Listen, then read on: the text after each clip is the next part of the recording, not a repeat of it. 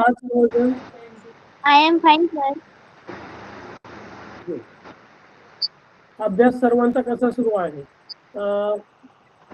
Prerna ma'am please मुझे को host बना दीजिए. सर तुमचं बरोबर तो चेहरा नाही दिसत ते. नाही दिसत आहे. आणि नेटवर्क मुळे जे आहे ते कमी जास्त शक्यतो बहुतेक जे आहे ते झालेलं असेल.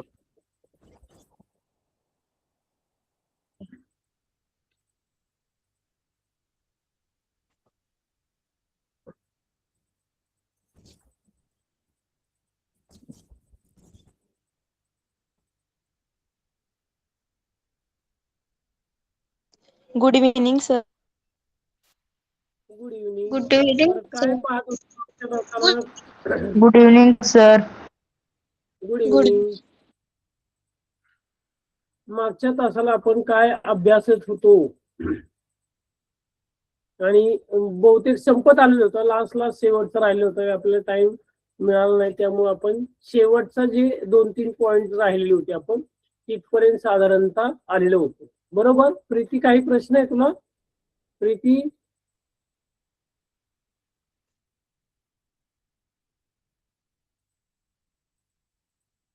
प्रीती काही प्रश्न आहे का?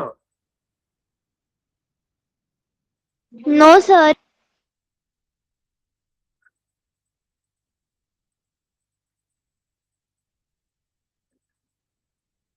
सर हे इतिहासाचं शिकवत आहात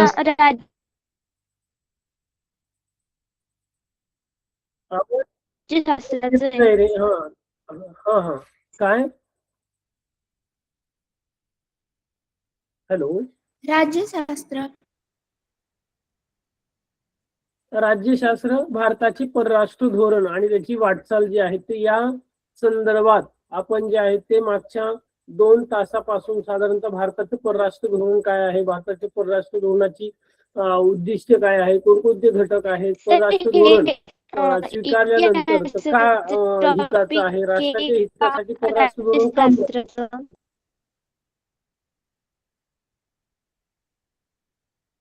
राज्यशास्त्र. आपण राज्यशास्त्रच पाहत आहोत, इतिहासामध्ये नाही गेलेलो अजून.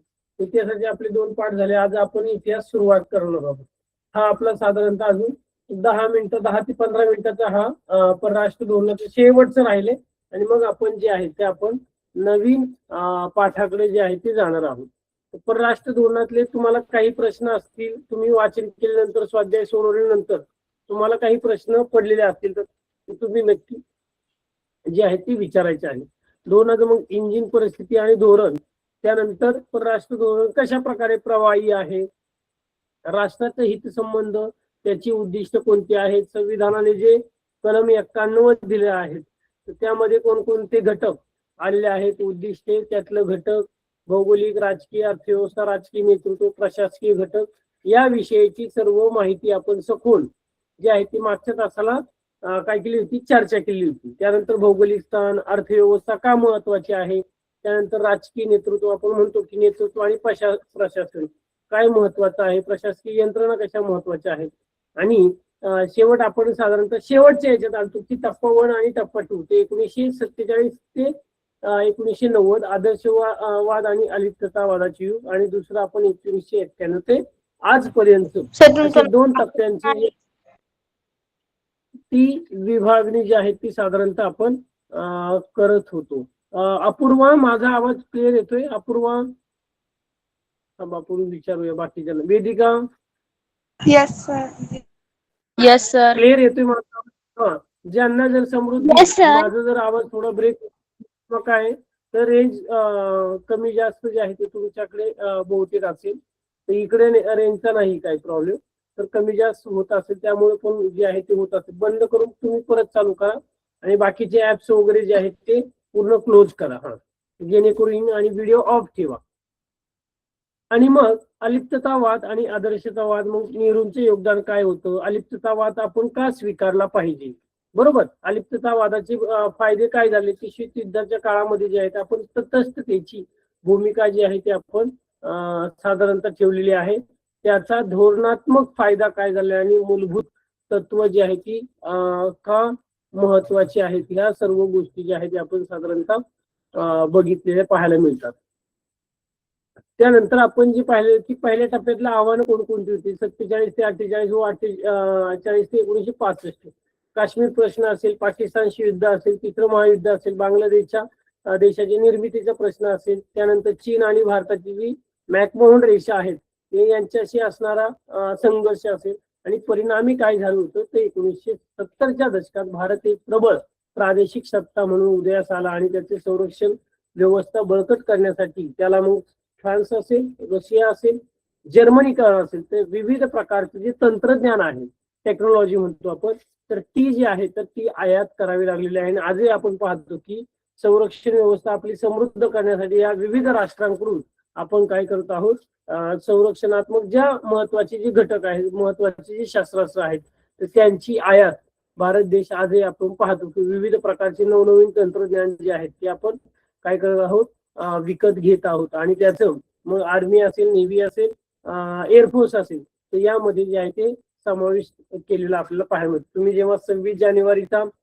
राजपथावरील जो जी परेड पाहतात, त्या परेडमध्ये साधारणतः आपल्या भारताची आण्विक शस्त्रास्त्र कशी आहे, आर्मीचे कशी आहे, एअरफोर्स ची ताकद कशा प्रकारची आहे आणि नेव्हीची कशा प्रकारची आहे, या सगळ्या गोष्टींची तुम्हाला जी ओळख आहे ती साधारणतः 26 जानेवारीला आपल्याला जे आहे तर राजपथावर पाहायला मिळते की कशा पद्धतीने भारताच्या संरक्षण व्यवस्थेमध्ये कोणकोणते महत्वाचे मूलभूत बदल झालेले आहेत, कोणकोणते शस्त्रास्त्र किती प्रमाणात जे आहेत त्या सगळ्या गोष्टींचा अभ्यास आपण पुढे विविध पाठांमधून पण करणार आहोत. पण साधारणतः पाठामध्ये काय की साधारणतः पाठीमागचं आहे, पण आताच तुम्हाला जर लेटेस्ट आपण पाहतो की साधारणतः बऱ्याच नवनवीन गोष्टी ज्या आहेत ते भारताने काय केलेल्या आहे, डेव्हलप केलेल्या आहेत. मग आर्मीमध्ये असेल, एअरफोर्समध्ये असेल किंवा नेव्हीमध्ये असेल, तर पाणबुडी असेल, युद्धनौका असेल, त्यानंतर स्पाइस जेट असतील, फायटर आपण पाहतो की विविध प्रकारचे जे विमानं आहेत. त्यानंतर आपण आर्मीमध्ये जे आहेत ते विविध प्रकारची अत्याधुनिक रंगाळे आहेत. यांची ज्या सगळ्या ज्या गोष्टी आहेत त्या आपण काय केलेल्या आहेत, पुढे जे आहेत ते त्यामध्ये आपण डेव्हलप करत चाललेलो आहे. आता दुसरा टप्पा जो पाहतो आता 1991 नंतर मुक्त आर्थिक धोरण जे आहे ते स्वीकारलेलं आहे आणि त्यामध्ये परराष्ट्र धोरण असं गतिमान कशा पद्धतीने जे आहे झालं पाहिजे. मग फोकसमध्ये मग लष्करी संबंधाऐवजी अर्थकारण, व्यापार, नवनवीन तंत्रज्ञान यांना साधारणतः प्राधान्य दिले आहे. लुक ईस्ट म्हणजे पूर्वेकडे पहा. सिंगापूर, थायलंड, व्हिएतनाम जे आहेत आसियन राष्ट्रांशी जे आहेत ते साधारणतः आपण आर्थिक संबंध जे आहेत ते बळकटीचे केले पाहिजे. मग अमेरिका, इस्रायल, जपान आणि युरोपियन संघ जे आहेत यांच्याशी तंत्रज्ञान आपण जे आहे ते काय केलेलं आहे, देवाणघेवाण यांच्याशी आपण वाढवलेली आपल्याला पाहायला मिळते.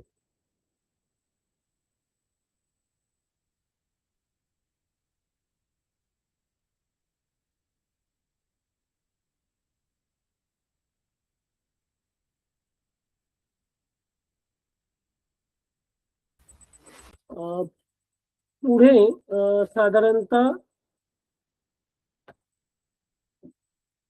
जो जागतिक व्यासपीठावर भारताचा जो उदय आहे, आपण या संघटनेपर्यंत साधारणतः आणतो. सार्क संघटना काय आहे, ब्रिक्स संघटना काय आहे, अमेरिका आणि प्रमुख सत्तामध्ये सार्कचा लॉंग फॉर्म कोण सांगते बघूया तुमच्यापैकी. आपण आता थोडेसे प्रश्न घेऊया, त्यानंतर मी तुम्हाला व्हिडिओ जो आहे तो या शेवटचे जो राहिलेला आहे तो आपण पाहतो.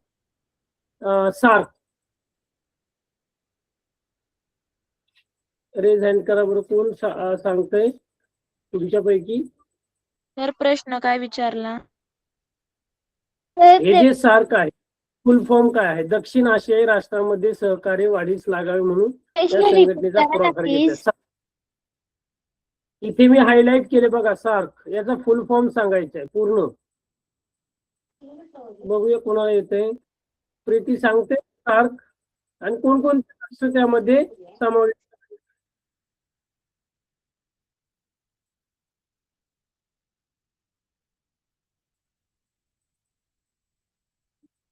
सार्क मध्ये किती राष्ट्र जे आहेत ते समाविष्ट आहे?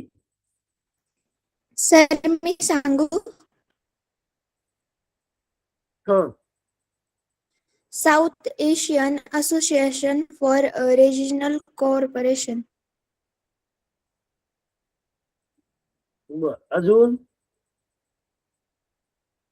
त्यातले जे राष्ट्र आहेत त्या राष्ट्रांची संख्या आणि कोणकोणते राष्ट्र आहेत त्या देशांची नावं पण सांगायची.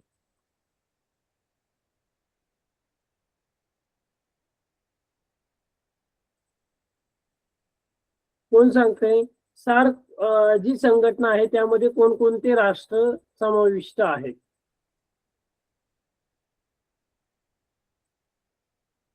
बघूया तुमच्यापैकी कुणाला सांगता येते. सार्क मधले जे राष्ट्र आहेत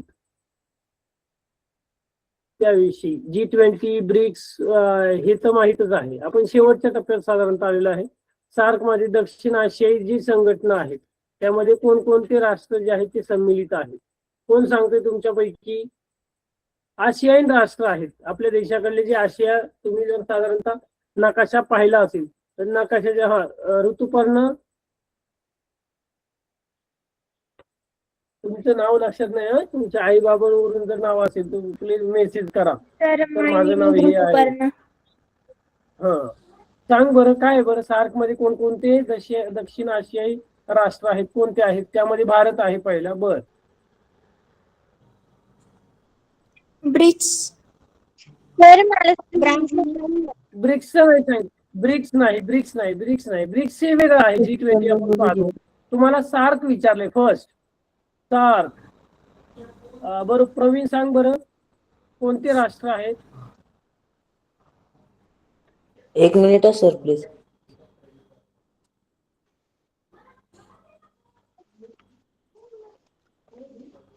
सर अफगाणिस्तान. सर भारत, पाकिस्तान, बांगलादेश, श्रीलंका, नेपाळ, भूतान, मालदीव, अफगाणिस्तान.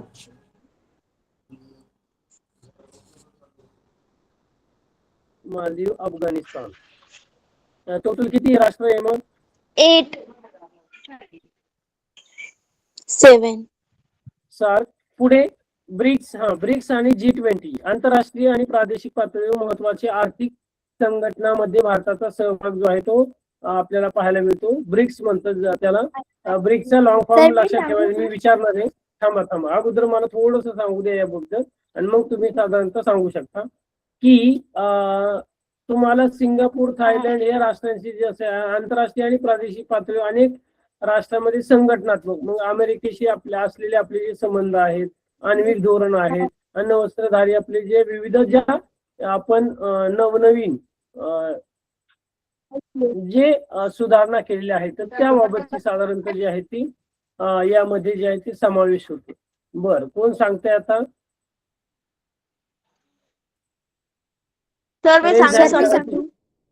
समृद्धी सांग. ऋतुपर्ण थांब. समृद्धी सांगेल मग त्यानंतर जे आहे तू ऋतुपर्ण पुढचं सांग मला. अमेरिका आणि समृद्धी सांग पटकन. सर काय सांगायचंय? Brazil, Russia, India, China, South Africa. दक्षिण आफ्रिका. दक्षिण आफ्रिका. त्याचा फुल फॉर्म काय? ब्रिक्सचा BRICS. कोण सांगतंय? ऋतुपर्णा सांग बरं तू. सांगू. ब्राझील, रशिया, मी सांगू इंडिया, का? चीन, साऊथ आफ्रिका. सर मी सांगते Rituparna. Brazil, Russia, India, China, South Africa. तर या राष्ट्रांवरून साधारणतः जे आहे ते हे ब्रिक्स नाव जे आहे ते पडलेलं आहे. त्याला G20 जे आपण पाहतो की साधारणतः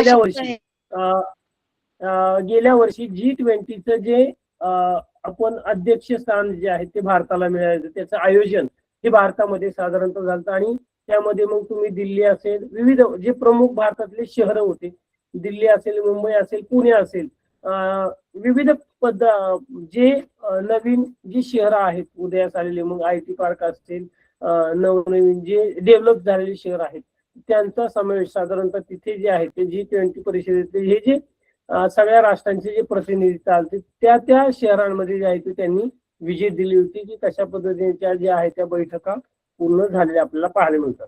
पुढे अमेरिका आणि प्रमुख सत्ता जे आहेत त्या सुरक्षिततेच्या क्षेत्रात सहकार्य आणि परस्परांची लक्षणीय वाढ एक प्रकारचं पुढं पाहतो की साधारणतः जी मैत्रीपूर्ण संबंध जे आहेत ते हे राष्ट्रांशी आपण राहिले आपल्याला पाहायला मिळतात. मग भारताचं आण्विक धोरण भारताच्या परराष्ट्र महत्वाचा भाग जरी असला, अणुशक्तीचा अर्थ आणि तिचे उपयोग यांचा अभ्यास साधारणतः आपल्याला या पाहायला मिळतो. इतिहास, भूगोल, राज्यशास्त्र असेल ते या विषयामध्ये. पण अणुशक्तीचे महत्व लक्षात घेऊन भारताने स्वातंत्र्यानंतर लगेच अणुऊर्जा कार्यक्रमाचा पाया घातला. मग आपण पाहतो की अणुऊर्जा आयोगाची स्थापना केली. अणुऊर्जा आयोगाचे पहिले अध्यक्ष होमी भाभा.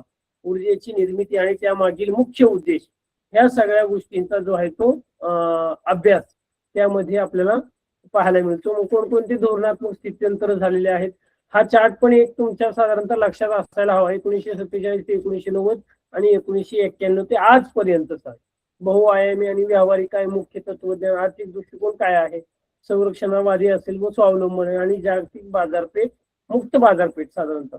धोरणात्मक फोकस काय तर राजकीय आणि लष्करी असेल, अर्थकारण, व्यापार आणि एक प्रकारचं तंत्रज्ञान, या सगळ्या गोष्टींचा आपण पाहायला मिळतो. आता आण्विक जे धोरण होतं भारताने जे राबवलेलं, कारण अणुवस्त्रधारी भारत हे अणुवस्त्रधारी आहेत, तर अणुऊर्जा आयोगाची स्थापना झाली आणि मुख्य उद्देश म्हणजे शांततामय ऊर्जेची निर्मिती करणे. होमी भाभा हे जे अध्यक्ष होते. 1974 मध्ये पोखरण येथे एक भारताची पहिली यशस्वी चाचणी तुम्ही जर पाहिलं असेल, कोणता जो एक हिंदी मूवी यावर आलेला आहे, पोखरण अणुचाचणीचा पहिला जो साधारणतः यावर एक हिंदी मूवी आलेला होता. 1998 पोखरण 2 जे अटल बिहारी वाजपेयी यांचं सरकार साधारणतः होतं, ते पंतप्रधान होते. दुसरी अणुचाचणी करून अण्वस्त्रे निर्मित आणि क्षेपणास्त्राचा विकास हा साधारणतः त्यावेळी झालेला आहे. आणि एक जबाबदारी अण्वस्त्रधारी राष्ट्र म्हणून हे जे आहे ते पूर्ण जगामध्ये जे आहे ते आपल्या भारताची ओळख झालेली आहे. मग एनपीटी असेल, सीटीबीटी असेल, करारावर भारताने स्वाक्षरी केली आहे नाही, कारण हे करार विकसनशील देशांवर जाचक निर्बंध लागतात. म्हणजे एखाद्या देशाचे राष्ट्र वाढायचं असेल, विकास व्हायचा असेल तर त्यावर जाचक निर्बंध एक प्रकारचे एनपीटी आणि सीटीबीटी या हे जे करार होते आणि म्हणून भारताने याला विरोध दर्शवला, यावर स्वाक्षरी केलेली नाही. जागतिक शांतता आणि निशस्त्रीकरणाला भारताने नेहमीच पाठिंबा दिलेला आहे. म्हणजे शांततामय मार्ग असेल, अलिप्ततावादी धोरण असेल, की कुठल्याही भांडणामध्ये युद्ध जे आहेत तर युद्धाचा पर्याय नाहीत, आपण शांततेच्या मार्गाने जे आहेत शांततेचा पुरस्कर्ता म्हणून भारताची ओळख जी आहे ती राहिलेली आहे. निशस्त्रीकरण हा निशस्त्रीकरण असेल किंवा युद्ध नको हा नेहमी पुढाकार जो आहे ते भारताने घेतला आणि म्हणून निशस्त्रीकरणाला भारताचा नेहमी पाठिंबा जो आहे तो राहिलेला आहे. आता सातत्य काय आहे मग थोडक्यात, अलिप्ततावाद असेल, कोल्ड वॉर इरा असेल, बदलती जी साधनं आहेत टूल, शाश्वत मूल्य, आंतरराष्ट्रीय शांतता, सार्वभौमत्व आणि न्याय संबंध, जागतिकीकरण व तंत्रज्ञान, मॉडर्न काय आहे तर परिस्थितीनुसार भारताच्या परराष्ट्र धोरणाची जी साधनं आहेत ती त्या काळामध्ये जी आहे ती बदलत गेलेली आहे आणि म्हणून जागतिक शांतता आणि राष्ट्रीय सुरक्षेची मूळ उद्दिष्टे आजही तशीच कायम आहेत. आणि मग अशा प्रकारे जे आहे ते भारताचं परराष्ट्र धोरण याचा आपल्या संपूर्ण राष्ट्रावर कशा पद्धतीने जो आहे तो परिणाम होतो, परराष्ट्र धोरणातले घटक कशा पद्धतीचे महत्वाचे आहेत, या सगळ्यांचा आढावा आपण या पाठामध्ये साधारणतः घेतलेला आहे. भारताच्या परराष्ट्र धोरणाची वाटचाल यावर. समजले का? तुम्हाला म्यूट केले ना? Yes sir. प्रश्न विचारायचे समजलं सर. काही प्रश्न विचारायचे? No sir. यावरचा जो एक व्हिडिओ आहे आपण तो घेणार आहोत आणि मग साधारणतः जो आहे तर आपण जे तुमची काही प्रश्न उत्तर असतील किंवा पुढच्या पाठाची आपण सुरुवात करणार आहोत. Okay sir. परराष्ट्र धोरण, परराष्ट्र धोरणाची घटक, परराष्ट्र धोरणाचे जे विविध परिणाम करण्याची उद्दिष्ट आहेत या सगळ्याची माहिती घेतलेली आहे. एकदम जे आहेत आपण जास्त वेळ या पाठाला दिलेला आहे. पाठ पण व्यवस्थित काही आहे का अनुष्का, अपूर्वा, त्यानंतर प्रणाली, प्रवीण, प्रीती, काही प्रश्न आहेत का? तर आपण याच्यावर मी तुम्हाला साधारणतः एक डिटेलमध्ये व्हिडिओ आहे, आपण तो व्हिडिओ जो आहे तो व्यवस्थित पाहूया. तर मग अजून तुम्हाला साधारणतः या 2 व्हिडिओमध्ये जे आहे ते पूर्ण पाठाचं एक सार शेवटचा जो आहे तो लक्षात येईल. 1947 ते 1990. 1. दुसऱ्या रिपीट महायुद्धाच्या झाला नाही ना समाप्तीनंतर शीतयुद्धास सुरुवात झाली. शीतयुद्धामुळे संपूर्ण हा जो व्हिडिओ आपला झालता का, म्हणजे यापर्यंत आपण आलतो का वेदिका, अपूर्वा? हो सर. हा व्हिडिओ झालाय? हो सर, आले होते. हा व्हिडिओ बघितलाय हो का? सर. बरं. हो सर. याचा पुढचा हो पाहिजे. सर बघितलं सर. हा समजलं. याचा पुढचा घेऊया आपण.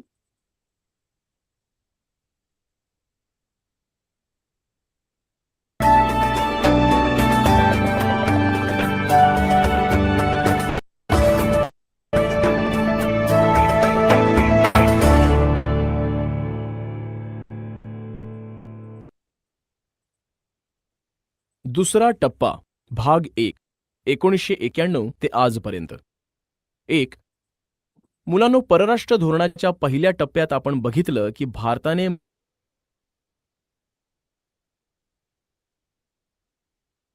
मर्यादित गोष्टींनाच प्राधान्य दिलं, परंतु भारताचे दुसऱ्या टप्प्यातील परराष्ट्र धोरण अधिक व्यापक आणि गतिशील बनले.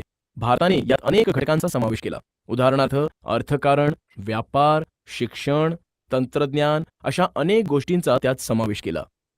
शीतयुद्धानंतरच्या काळात राजकीय व लष्करी संबंधांना प्राधान्य राहिले नाही. 1991 नंतर भारताने मुक्त आर्थिक धोरण स्वीकारले. त्यामुळे आर्थिक व्यवस्थेवरील सरकारी नियंत्रण कमी झाले. त्यामुळे उद्योगधंदे, व्यवसाय, व्यापार यांना चालना मिळाली. सर व्हिडिओ ब्रेक भारताशेजारी होते. बरोबरच्या व्यापारात वाढ झाली.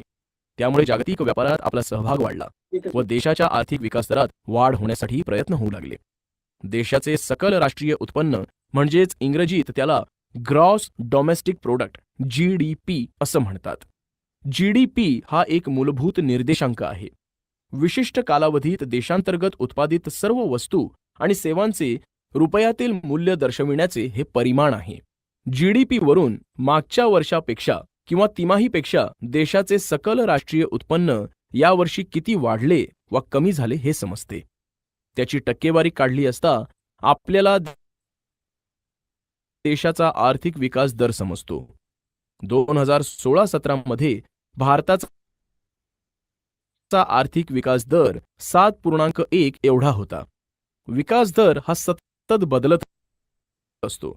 कधी तो वाढणारा असतो तर कधी कमी होणारा असतो. 2. मुलांनो, 1990 नंतरच्या दशकात म्हणजे दुसऱ्या टप्प्यात भारताने खुली अर्थव्यवस्था व जागतिकीकरण यांसारख्या धोरणांचा स्वीकार केल्याने 1990 नंतरच्या दशकात भारताचे आग्नेय आशियाई देशांशी म्हणजेच सिंगापूर, थायलंड, व्हिएतनाम इत्यादी राष्ट्रांशी असणारे आर्थिक संबंध अधिक मजबूत झाले. इस्रायल, जपान, चीन व युरोपीय संघ EU यांच्याशी असणारी आपली देवाणघेवाण वाढत गेली. 3. तसेच भारत अनेक आंतरराष्ट्रीय आणि प्रादेशिक पातळीवरील आर्थिक संघटनांचा सभासद झाला. उदाहरणार्थ G20 संघटना ही जगातील 20 बलाढ्य आर्थिक सत्तांची संघटना असून याचे मुख्यालय दरवर्षी वेगवेगळ्या देशात असते. यामध्ये अमेरिका, जपान, इंग्लंड, चीन, जर्मनी, भारत यांसारखे देश आहेत. तसेच ब्रिक्स संघटना, या संघटनेत जगातील 5 देश आहेत. त्यामध्ये Brazil, Russia, India, China, South Africa ही राष्ट्रे आहेत. या राष्ट्रांच्या नावातील पहिल्या अक्षरांवरून या संघटनेस ब्रिक्स हे नाव देण्यात आले आहे. याचे मुख्यालय चीनमधील शांघाय येथे आहे. 4. शीतयुद्धाच्या समाप्तीनंतर अमेरिका व भारत यांच्यातील तणाव कमी होऊन या 2 राष्ट्रातील संबंध अधिक दृढ झाले. परस्परांवरील विश्वास वाढला. तसेच भारताचे जगात म्हणजेच आंतरराष्ट्रीय समूह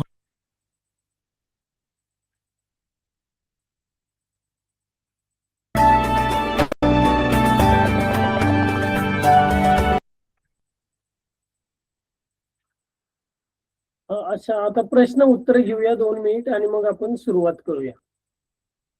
बहुतेक सगळे मुद्दे सर. आणि त्यावर आधारित जे चित्रफित आहे आपण पूर्ण केले. हा बोलू शकते. हॅलो. काय आहे भारताच्या परराष्ट्र धोरणावरील या पाठाचा पूर्ण स्वाध्याय तुम्हाला जो आहे तो सोडवायचा. मागच्या वेळेस मी ग्रुपला तुम्हाला जो आहे तो पूर्ण वर्कशीट दिली होती. सर्वांनी सोडवली आहे? सोडवलीत का सर्वांनी? Yes sir.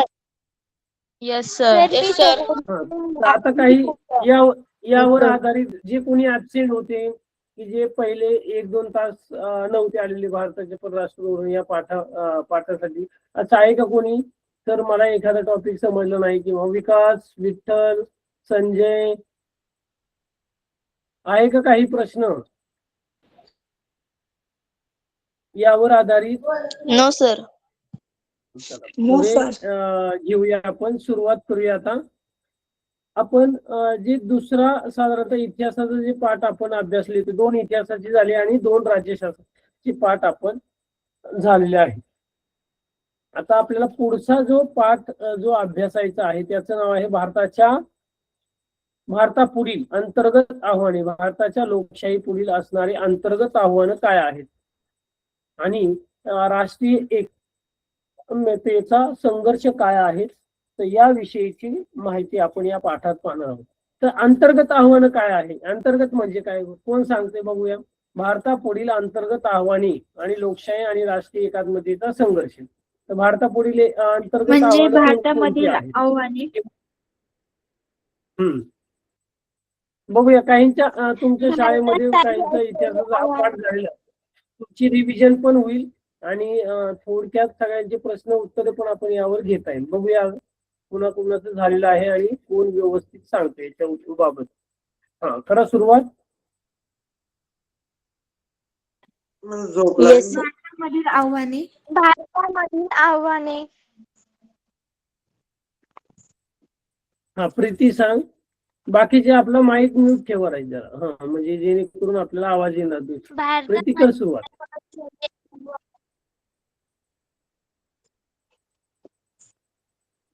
प्रीती आवाज नाही येत. सर कोणत्या लेसन मधलं आहे सर? तर मी ऋतुपर्णा हे सांगू आपण का? आता इतिहासाचा तिसरा पाठ जो आहे तो आपण अभ्यासत आहोत. बघा, आता तुमचं झालेला पण असेल, तुम्ही पुस्तकं बघत नाही याचा अर्थ काय, कुठल्या पाठातलं. आता अंतर्गत आव्हाने आहे, भारतापुढील अंतर्गत आव्हाने. हे उलट आता पाठाचं नाव सर, पण मी सांगायची गरज नाही, तुम्हाला जे आहे ते तुम्हाला समजायला पाहिजे. चला सांग पटकन. सर मी सांगू? सर थांबा, ऋतुपर्णा सांगते, बाकीचे जरा शांत बसा. सर भारतामध्ये वेगवेगळ्या राज्यांमध्ये अंतर्गत आव्हाने झाले होते.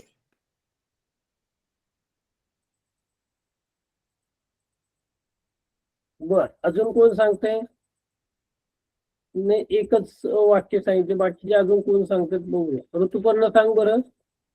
कोण सांगितलं? ऋतुपर्णा झाले. कोण सांगते पुढचं? जरा पटपट इथे रेज हँड कर जरा, की जेणेकरून मला नावं दिसतील. प्रवीण, रेज हँड करून तुम्ही सांगत जा, की जेणेकरून मला तुमचं नाव वगैरे जे आहे ते इथे येईल. मग इथे फुटीरतावादी चळवळी, ईशान्य भारतातील समस्या, नक्षलवाद, जमातवाद, प्रदेशवाद या क्रमाने भारतापुढील अंतर्गत आव्हानांचा अभ्यास करा. पुस्तकातलं तुम्ही सांगतात तसं. पंजाब मधील असंतोष. मेन जी महत्वाची आहे, साधारणतः जेव्हा आपलं राष्ट्र सुरू झालं 1947 नंतर भारताला स्वातंत्र्य मिळाले, स्वातंत्र्यानंतर राज्यकारभार आपला सुरुवात झालेला आहे. हा राज्यकारभार सुरुवात होताना पुढे नंतर पंचवार्षिक योजना वगैरे जे आहे ते निवडणुका होत गेल्या. पण भारतापुढचे जे आहे ते अंतर्गत आव्हाने, म्हणजे देशातल्या अंतर्गत, इथे आपण साधारणतः हा भारताचा नकाशा आहे, बरोबर. मग या भारताच्या नकाशातले अंतर्गत म्हणजे देशाच्या आतली कोणकोणती आव्हानं देशाला होती किंवा सरकार चालवण्यासाठी होती, तर ही साधारणतः आपण होती की विविध राज्यांचा संघर्ष. मग सत्ता संघर्ष असेल, त्या राज्याचे जे आहे ते संस्थानं असतील किंवा त्या राज्य जे आहेत त्यांची मुक्तीचा लढा असेल, गोवा असेल, पंजाब असेल तिकडे नंतर आपण पाहतो की हैदराबाद असेल संस्थानं जी आहेत तर ती. त्यानंतर भ्रष्टाचार सगळ्यात मोठं जे आहे ते मोठं आव्हान भ्रष्टाचाराचं पण आपल्याला पाहायला मिळतं. त्यानंतर जे ईशान्य भारत असेल, विविध राज्यांमध्ये राज्यांची निर्मिती, राज्यामध्ये चालणारे जे चळवळी आहेत या सगळ्यांची माहिती साधारण द्यायची आहे. आणि म्हणूनच भारताच्या अंतर्गत जे आव्हानं आहेत ते कोणकोणती आहेत तर याचा सविस्तर आढावा आपल्याला या पाठामध्ये घ्यायचा आहे. तर राष्ट्राच्या अखंडतेला हादरा देणारी 5 प्रमुख आव्हाने तुम्हाला साधारणतः हे स्तंभ दिसत असतील. पंजाबमधील असंतोष, ईशान्य भारतातील वही वगैरे जर असेल तर साधारणतः लिहून घेत चला. हे महत्वाचे, तुम्हाला पूर्ण डिटेल नाही पण भारताच्या पुढील कोणकोणती आव्हानं आहेत तर हे 5 साधारणतः तुम्हाला मुद्दे तुमच्या लक्षात असायला हवे. आता बऱ्याच जणांनी सांगितलं की 1-2च सांगितले, बाकीचे तुम्ही विसरून गेलात. पंजाबमधील असंतोष, ईशान्य भारतातील समस्या, नक्षलवाद असेल, जमातवाद असेल, प्रदेशवाद असेल तर त्यामध्ये भ्रष्टाचार वगैरे ते सगळं आलंच. नक्षलवादी गोष्टी असेल, जमातवाद असेल, प्रदेशवाद असेल. हे सादरीकरण एका तरुण लोकशाहीने आपल्या अंतर्गत अखंडतेला मिळालेल्या धोक्यांचा कसा सामना करावा लागतो. मग आपले जे लोकशाही कशी ला धोका आहे तर याविषयीचा एक थोडक्यात आपल्याला जे आहे ते पाहायला मिळतं. समस्यांचे जे उपाय योजना यांचा प्रवास आपल्याला या पाठामध्ये करायचा आहे. आज फक्त सुरुवात करणार आहोत आपण. काय बरं काय काय मग सांगता येईल?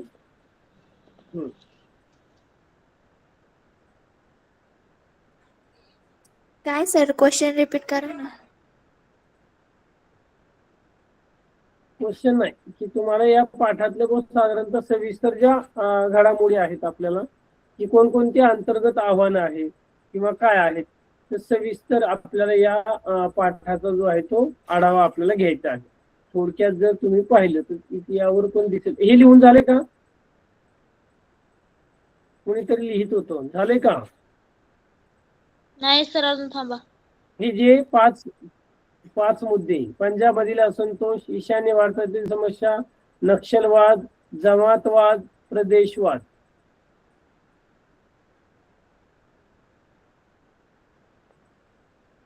झालं सर. बाकीच्यांचं लिहिलेत का मुद्दे? शक्यतो शॉर्ट काढला. सर मी स्क्रीनशॉट काढला. फक्त स्क्रीनशॉट पुरतं ठेवू नका. क्लास संपल्यानंतर साधारणतः ते मुद्दे जे आहेत ते तुम्हाला वहीवर लिहायचे. कारण स्क्रीनशॉट आपण बऱ्याच वेळा मोबाईल हे करतोय पण ते लक्षात नाही. पण जेव्हा तुम्ही सत्यात एखादी पॉईंटद्वारे तुम्ही वहीमध्ये लिहितात तर ते जास्त तुम्हाला जे आहे तर समजणार आहे. तुमच्या स्मरणात आठवणीत जे आहे ते महत्वाचे मुद्दे लागणार. हा नागनाथ सर लिहून घ्यायचे. बर झालं सर. झालं सर. नाही तुम्ही स्क्रीनशॉट काढले ठीक आहे. फक्त आपला क्लास संपला का तुम्ही जे शिकलाय किंवा काही जर स्क्रीनशॉट महत्वाचे मुद्दे काढले असतील तर ते शक्यतो नोट डाऊन करत चला. म्हणजे जरी स्क्रीनशॉट काढले आपल्याला इथे वेळ नसेल पण तुम्हाला क्लास संपल्यानंतर तुमच्या फ्री वेळामध्ये ते जे आहे ते आपल्या वहीत महत्वाचे घटक जे नोंदवायचे आहे. आता याची प्रस्तावना किंवा काय आपण या पाठामधून अभ्यासणार आहोत थोडक्यात आपण याद्वारे जे आहे ते घेऊया.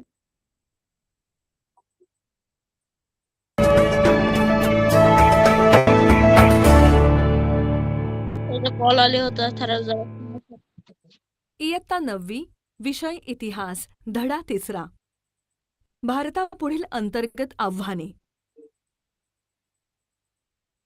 मुलांनो, या आधीच्या पाठात आपण पाहिले की भारत आणि भारता शेजारील देश म्हणजे चीन, पाकिस्तान यांच्याबरोबर युद्धे झाली. ही बाहेरील आव्हाने भारतासमोर होती. तशीच भारताच्या अंतर्गत भागातही काही आव्हाने होती. उदाहरणार्थ फुटीरतावादी चळवळी, ईशान्य भारतातील समस्या, नक्षलवाद, जमातवाद, प्रदेशवाद यासारख्या आव्हानांचा आपण या पाठात अभ्यास करणार आहोत. पंजाबमधील असंतोष. मुलांनो, पंजाब राज्यात अकाली दल हा प्रमुख राजकीय पक्ष होता. 1973 मध्ये अकाली दलाने आनंदपूर साहिब ठराव मंजूर केला. या ठरावानुसार चंदीगड पंजाबला द्यावे, इतर राज्यातील पंजाबी भाषा बोलणारे प्रांत पंजाबमध्ये समाविष्ट करावेत, सैन्यामधील पंजाबी लोकांची संख्या वाढवावी, पंजाब राज्यास अधिक स्वायत्ता म्हणजे स्वतंत्रता व सत्ता द्यावी, अशा अनेक गोष्टींची मागणी या ठरावात होती. 1977 मध्ये अकाली दल पंजाबमध्ये सत्तेवर आला. अकाली दलाने सत्ता आपल्या हाती घेताना जुन्या मागण्यांबरोबर पंजाबला नदी पाणी वाटपात पाणी वाढवून द्यावे व अमृतसर या शहराला पवित्र शहर हा किताब द्यावा, अशा मागण्या केल्या. वरील सर्व मागण्या आनंदपूर साहिब या ठरावात होत्या. पंजाबमधील लोकांना व अकाली दलाला शीख लोकांचे स्वतंत्र राष्ट्र खलिस्तान हवे होते. त्यामुळे 1980 मध्ये पंजाबमध्ये स्वतंत्र खलिस्तान या चळवळीने मूळ धरले. या चळवळीला पाकिस्तानचा पाठिंबा होता. या काळात अकाली दल पक्षाचे नेतृत्व संत हरचरण सिंग लोंगोवाल करत होते. ते अमृतसरमधील सुवर्ण मंदिरात बसून आपल्या कार्यकर्त्यांना सरकारविरुद्ध निदर्शने करण्याच्या सूचना देत होते. सुवर्ण मंदिराच्या दुसऱ्या बाजूस खलिस्तान व्हावा अशी तीव्र इच्छा असणारे खलिस्तानवादी जर्नल सिंग भिंद्रानवाले यांच्या भोवती त्यांचे सशस्त्र अनुयायी गोळा होऊ लागले. या काळात दहशतवादी अतिरेकी कारवायांना सुरुवात झाली. सुवर्ण मंदिरात शीख अतिरेक्यांनी मोठ्या प्रमाणात शस्त्रास्त्रे जमवली होती आणि हे मंदिर दहशतवाद्यांचा प्रमुख तळ बनले होते. 1981 मध्ये हिंद समाचार समूहाचे प्रमुख लाला जगत नारायण यांची हत्या झाली व या आरोपावरून भिंद्रानवाले यास अटक करण्यात आली. यानंतर पंजाबमधील परिस्थिती आणखी बिघडली. यातूनच अखेर ऑक्टोबर 1983ला कायदा व सुव्यवस्थेच्या कारणावरून पंजाबमधील काँग्रेस पक्षाच्या राज्य सरकारच्या बरखास्तीची केंद्र सरकारने घोषणा करून राज्यात राष्ट्रपती राजवट लागू केली, म्हणजे सर्व अधिकार राष्ट्रपतींना देण्यात आले. यानंतर भिंद्रानवाले डिसेंबर 1983 मध्ये सुवर्ण मंदिरातील अकाल तख्त या धार्मिक स्थळी राहायला गेले. भिंद्रानवालेच्या अनुयायांनी सुवर्ण मंदिर परिसर आपल्या ताब्यात घेऊन तेथे वाळूची पोती रचली. त्यामुळे परिसराला किल्ल्याचे स्वरूप आले. यामुळे पंजाबमधील शांतता धोक्यात येऊन भारतीय लोकशाहीसमोर मोठे आव्हान निर्माण झाले. आपण जर साधारणतः थोडक्यात आढावा घेतलाय की यामध्ये काय काय जे आहे ते झालेलं आहे या सुरुवातीला, तर आपण पाहतो की ऑपरेशन ब्लू स्टार जेव्हा इंदिरा गांधींचा कार्यकाळ सुरू होता, बरोबर, आणि इंदिरा गांधींच्या कार्यकाळामध्ये कोणत्या महत्वाच्या ज्या घटना आहेत त्या सर्वप्रथम महत्वाच्या मानल्या जात होते. त्यामध्ये ऑपरेशन ब्लू स्टार की ज्यामुळे इंदिरा गांधी चे जे अनुयायी आहे किंवा जे शीख धर्मीय आहेत तर यांना जे आहे ते काय करावं लागले तर खूप दुःख किंवा आपण नाराजी ओढून घेतली होती. त्यांच्यात असंतोष निर्माण झालेला होता आणि कुठेतरी या रागापोटी त्यांचे जे सुरक्षा रक्षक आहेत शीख होते, तर त्यांनी जे आहे ते राहत्या घरी निवासस्थानी जे आहे ते इंदिरा गांधी यांची निर्गुण हत्या केलेली पाहायला मिळते.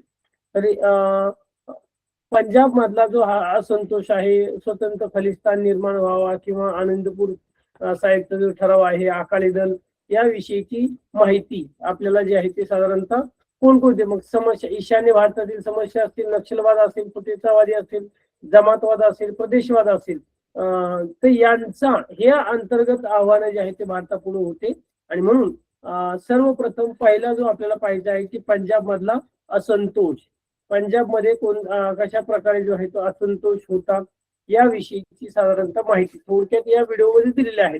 पण काय महत्वाचे मुद्दे आहेत तर त्याविषयीची आपण थोडक्यात माहिती जी आहे ती घेऊया सविस्तर. पंजाबमधील असंतोष राजकीय मागण्यापासून ते सशस्त्र फुटीरतावाद्यांपर्यंत साधारणतः येऊन जे आहे ती मिळते. ते 1973चा आनंदपूर साहिब ठराव म्हणजे एक ठराव मांडलेला होता आणि त्या ठरावाच्या एक प्रकारे असंतोषाची पहिली ठिणगी जी आहे ती पडलेली आपल्याला पाहायला.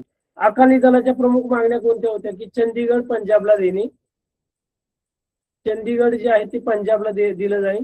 त्यानंतर सैन्यामधील शीखांची संख्या प्रमाण वाढवणे, नक्कीच, कारण अकाली दलाचे जे आहे ते शीख धर्मीय किंवा शीख जे लोक होते की त्यांचा सैन्यामध्ये जास्तीत जास्त प्रमाण जे आहे ते वाढावं. त्यानंतर इतर राज्यातील पंजाबी भाषिक प्रांत पंजाबमध्ये समाविष्ट करावं. म्हणजे इतर भाषेमध्ये जे आजूबाजूचा जो परिसर आहे किंवा पंजाब लोक जे राहत आहेत तर त्यांना पंजाब या राज्यामध्ये जे आहे ते समाविष्ट करून घेणे.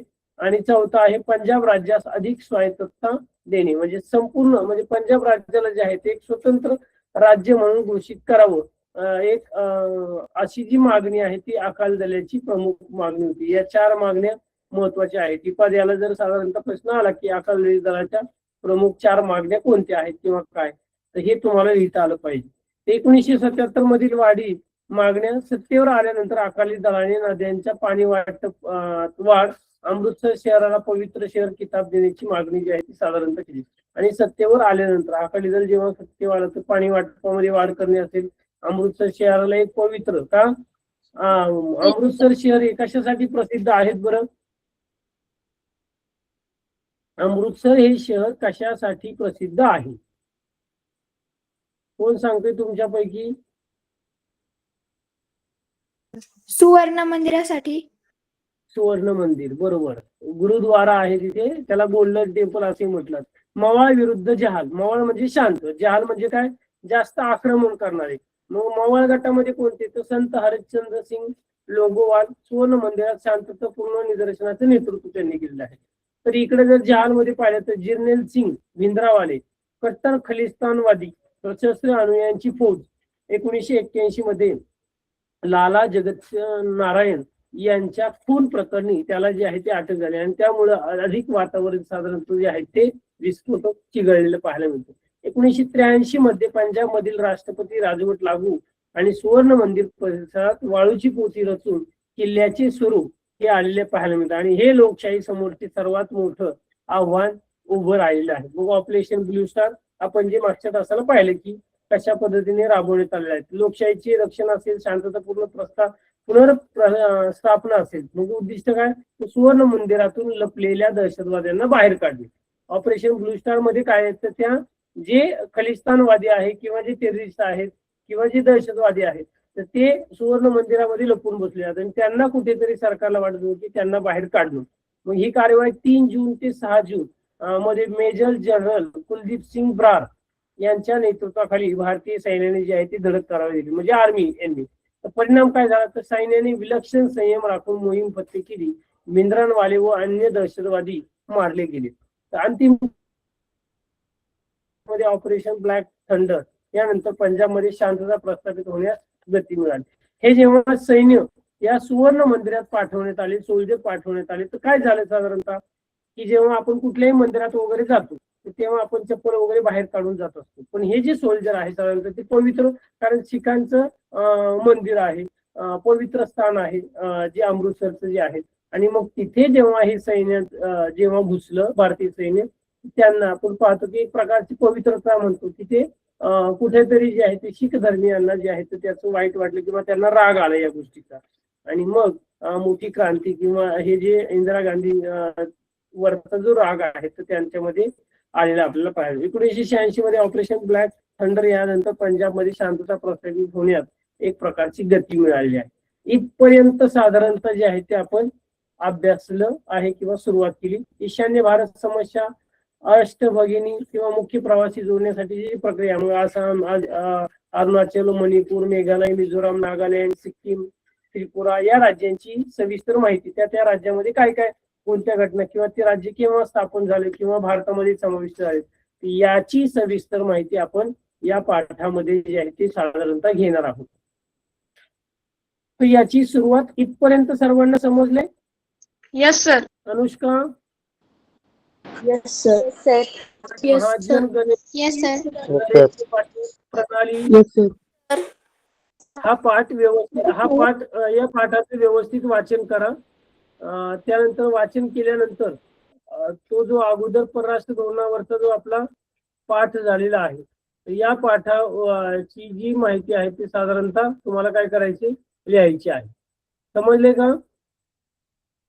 सर. काय तर सर थांबूया रिपीट आपण. करता? हा सर रिपीट करता? हा रिपीट. तर तुम्हाला परराष्ट्र धोरण या पाठावरचा स्वाध्याय तुम्हाला सोडवायचा पूर्ण. त्यानंतर हा पाठ व्यवस्थित वाचून तुम्हाला साधारणतः